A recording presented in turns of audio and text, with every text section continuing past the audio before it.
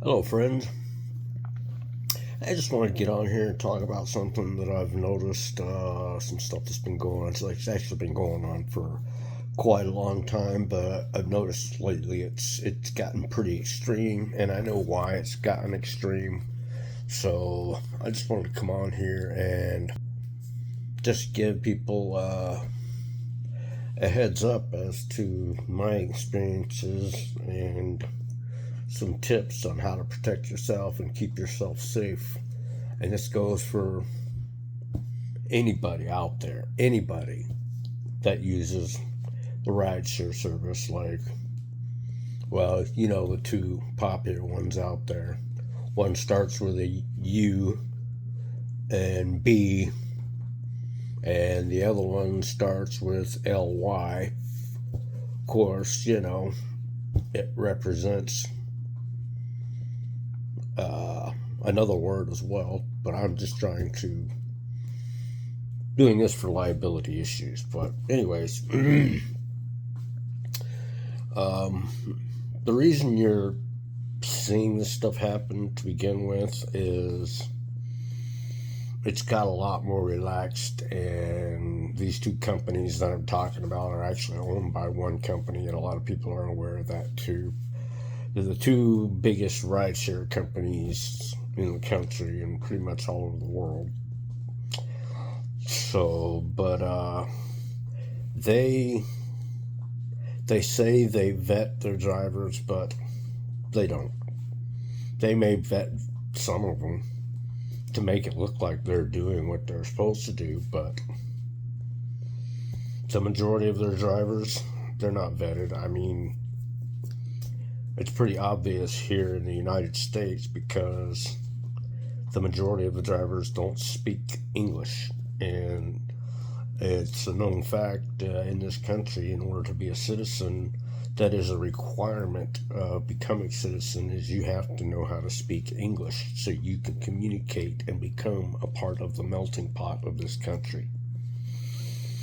But the reason I'm bringing all this up is there's been a lot of people that are hopping in the back of a car with a person that could be a complete criminal, a gang member, a drug dealer, a drunk. You just don't know it because they're not doing what they're telling you they're doing. You know, I mean, if a person, you can't communicate with a person, how are you supposed to tell them if you would like to change your destination, or you want to stop along the way, or you would like to just get out of the car, period, or let them know they're going the wrong way, or that they just violated the law or something like that. I mean, how are they going to know any of that? I mean, I've been watching so many videos of people that have basically been in fear of their lives because the person they're talking to, the driver, just doesn't respond to them. Just starts doing what they want to do regardless of what the person says, either if they're yelling at them. And I've seen people demand to get out of the vehicle, and then I've seen the driver get out of the vehicle and assault the person. And I'm talking, you know, military age people versus seniors. You know, who's going to win that fight? It's pretty obvious. So I just wanted to give you a couple tips anyway.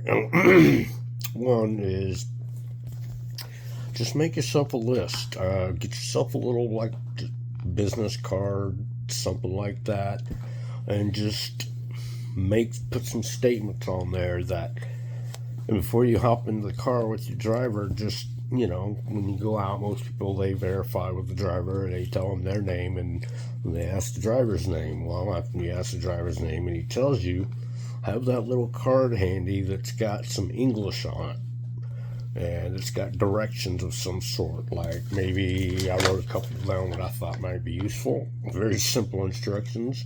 Make a left, make a right, stop, pull over, let me out, stop the car, no U-turn, traffic signal, I'm recording, I'm calling 911, things of that nature. Just anything that basically forces them to have to read it and gets their attention That way you can tell whether or not this person, well, can follow directions for one, and can read for two, so you know they can read street signs and can read English. So, I mean, it basically confirms a lot of things just by having them read something like that. You know, just off a little card that you make up. And if they can't read off that card, well, just don't get in the car with them and say, well, thank you, but I'm not going to take this ride. If they say you're going to get charged, you just, you know, so whatever, or, you know, if you charge me, I'm just going to report you because you're not supposed to be driving anyway. Well, I wouldn't go as far as saying that because that could put yourself in danger. But just say, okay, you do what you got to do.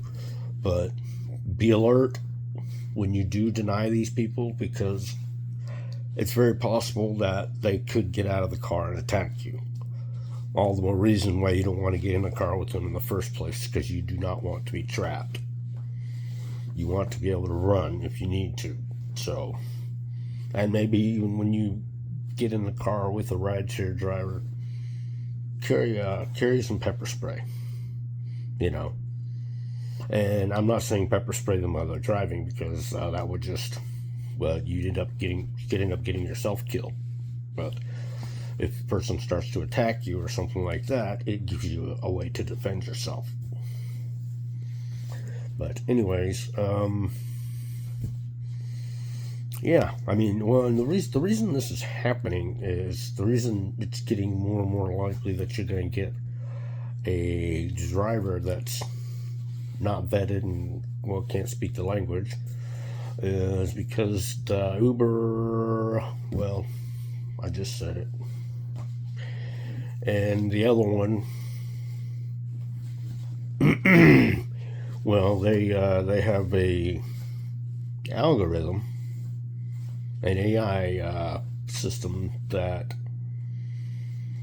basically gives the driver as little money as possible. They shoot it out there and wait. You know, they sit there at the lowest possible charge they can pay the driver for and see who takes it, and then they start opening the fee for the driver until somebody takes it. Well, it's gotten to the point to where these companies are taking sometimes 75 and more % of the entire fare. So you do the math. What's that going to do for the quality of driver?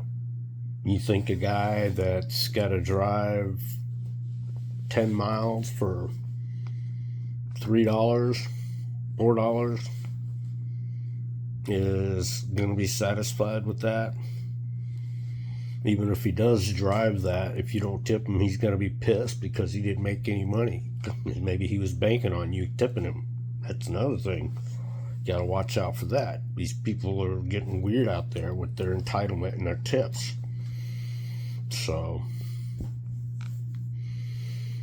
I mean, I don't know what else to say, but it does. It just this. So what it does, all the good drivers that need that money and can't afford to drive because the company's taking so much of the fare now, and their expenses are literally costing them more than what they make. Well, what you're left with is the people that are already, well, I'm sure a lot of you are familiar with this, getting all the benefits they want in the world from the government, and, you know, the Uber thing is just a way for them to make more money. So they're not worried about it if it's not real profitable, because it's basically free for them to drive. They really don't have any expenses. It's all paid for them. So that's what you're left with for a driver. All the ones that'll drive for chump change because they've got no real motivation to give you any quality worth of drive, or, you know, they don't care. there's no value there. They're just doing it because they can, and they can make money doing it. But anyways, please like, subscribe, comment, let me know what you think. And I gotta figure out some things here of how I'm gonna do a little editing, because I really don't want to go through this again. And like I said, I suck with doing stuff on YouTube. I don't know, I guess I gotta watch some YouTube videos or different things to get better at doing this. But anyways, thanks for watching, and you guys have a good one.